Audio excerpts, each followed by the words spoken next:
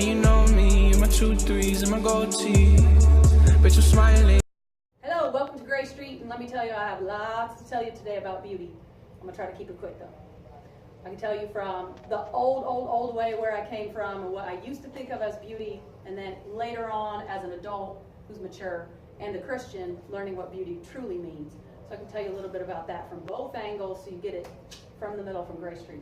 All right, first off, this is true no matter what. Beauty is always in the eye of the beholder. What that means is it's an opinion. So whoever is looking, that's the person who decides what's beautiful or not. So one person might think this looks good while somebody else thinks something else looks good. I will tell you, as somebody who has experienced multiracial cultures and understands, depending on the culture, that also determines what people consider to be beautiful. What's attractive to women, what's attractive to men, that's also different. Because, you know, girl dresses thinking that guys are going to like this, but what she thinks is pretty is not the same thing as what the guy thinks necessarily looks pretty. So you have all that going into it. So basically it's dependent on the person who's looking. That's the person who's making the decision. Now I'll tell you, what you want to do is avoid getting trapped by the overall idea of beauty that people push in society and the media. You want to get away from that and don't get trapped by that. Because what that's going to lead to is you comparing yourself to a certain standard or ideal that most people can't meet. That, by the way, why would you want to meet it? That's not you. That's not the way God made you. So why would you want to be that? This is, in my opinion, what leads to a lot of younger girls, but guys too. People don't realize that guys go through this too. Feeling like they're not good enough, like they don't belong, like they don't fit in. And then people start trying to do all these things to their body that aren't healthy. Like girls start getting anorexic and bulimic and worried about their hair too much and what clothes they have on. And guys are too worried about their Jordans. And, you know, guys are worried about, do I have big enough shoulders? Do I have muscle? Do I have abs? And all this stuff gets to be like the main concentration and the focus. And everybody's really thinking about these outer, superficial things. And they're really not concentrating at all on what's on the inside. So people are really concerned about this idea of beauty. And it can lead you in a lot of really nasty and awful directions. And you can kind of get consumed and obsessed with the whole idea of it. So you want to be careful with getting trapped, just with beauty in general, but especially getting trapped with the idea that there's one standard of beauty, because there's not. I promise you, I don't care what you look like. I don't care if you have no teeth. I don't care if you got pimples. I don't care if you are a big, huge, giant person, tiny, you got 12 toes. I am not kidding you. There is someone out there who will love you anyway. I swear. I promise on God. So you don't have to like cut off the extra toes. Somebody's going to love you with them extra toes. I promise. I swear. Now, what can I tell you about beauty from God's perspective? Let me tell you this. There's a verse, it's one of my favorite verses in the Bible. It's Proverbs 30:31 that says, "Charm is fleeting, but beauty is deceptive. But a woman who fears the Lord is to be praised." So, beauty is fleeting. Beauty is going to go away.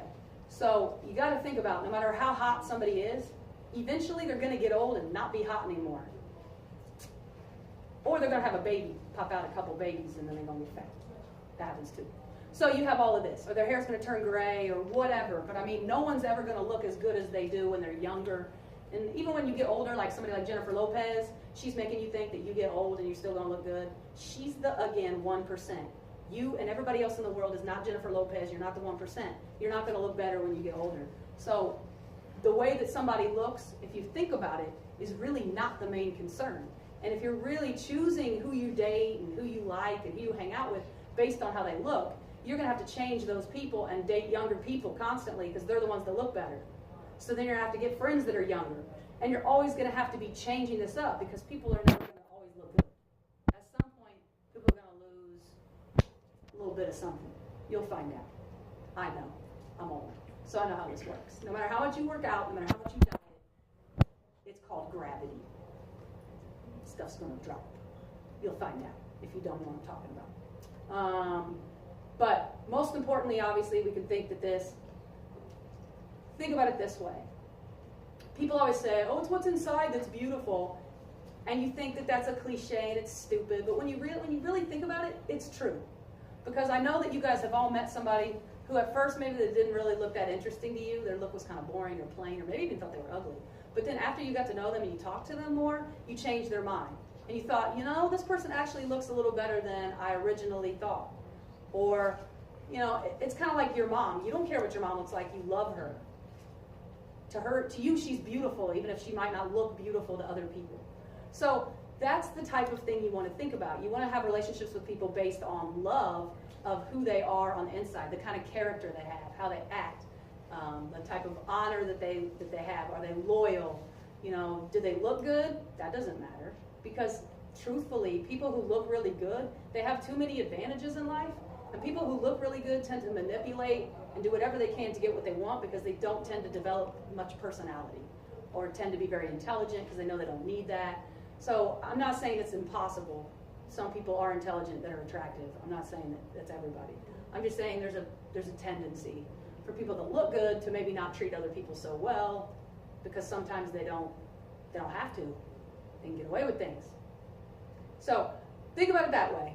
What's inside is always going to be more important. Your motivation in life, your effort, all that's going to be more important. So in the end, I want you to think of it this way. What's beautiful is God and what God gave you. And what you have, that's beautiful. And when you learn that, and your confidence, when your confidence and your beauty comes from God, it's going to be there. And you don't have to worry about anything. You can look in the mirror and be like, hey, that's what God gave me. It's all good. And that's beauty from Grace Street, deuces.